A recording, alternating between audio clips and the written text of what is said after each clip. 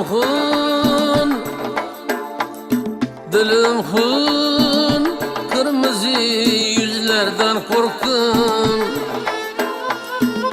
Gülge yüzmekini gizlerden korktum.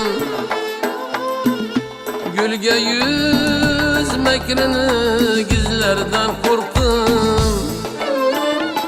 Adamlar korkarlar yaman gözlerden, ben ise şu yakşı gözlerden korktum, gözlerden korktum.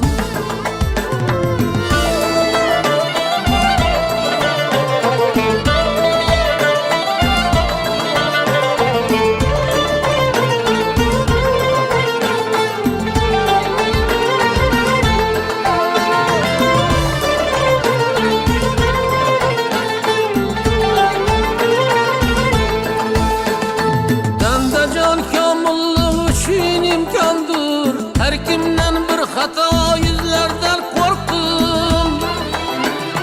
Kibrik kim yer çizse bir surat kalır. Hadi bir yerge batken tizlerden korktum.